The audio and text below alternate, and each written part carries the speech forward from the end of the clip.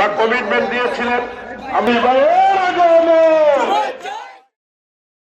আরেকটি কথা অঙ্গীকার করেছিলাম, আল্লাহ তাআলা আমাকে যদি এমপি হিসাবে কবুল করে আমি এমপি হিসাবে সরকারি যে সকল ভাতা পাবো সব কিছুই আমি কল্যাণ ট্রাস্টে দান করে দেব। এই কথাটা আবারও পুনরাবৃত্ত করছি আপনাদের সামনে।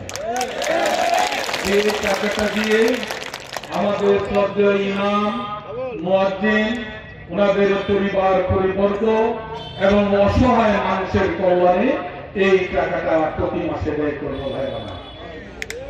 পাশাপাশি আমরা প্রত্যেকে যখন জানাজা যাই তখন কি বলি ভাই, যে আজকে যদি কোনো ভুল ত্রুটি করে থাকে মাইয়া আল্লাহ মাদকের বিরুদ্ধে জিরো টলারেন্স ঘোষণা করবে এবং যারা এই মাদক সেবী বা মাদক ব্যবসায়ীদের সম্পর্কে আপনাদের কাছে সুপারিশ করতে যাবে, আপনাদের কাছে অনুরোধ থাকবে, আমাকে সঙ্গে সঙ্গে আমাকে জানানোর জন্য অনুরোধ থাকলো আপনাদের। আজকে এই অবহেলিত আটপাড়া বিভিন্ন রাস্তাঘাটে আমি গিয়েছি, গাড়ি নিয়ে চলাচলের কোনো অবস্থা নাই। আমার মা বন্ধুরা যদি অসুস্থ থাকে তাদেরকে হাসপাতালে নেওয়ার মতো কোনো অবস্থা নাই।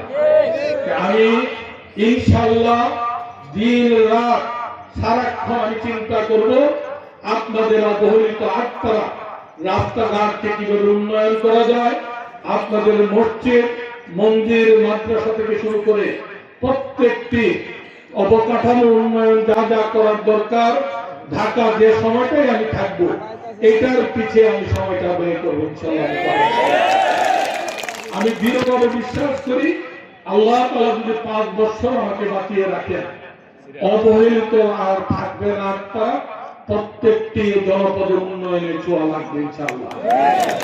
তাহলে কথা পরিষ্কার ভাইরা আমার, আমরা অন্যায় করব না কারোর সঙ্গে। আপনাদের প্রতি কোনো যদি অন্যায় হয় আপনারা আইনের দ্বারস্থ হবে, আইন নিজের হাতে তুলে নেবেন না ভাইরা।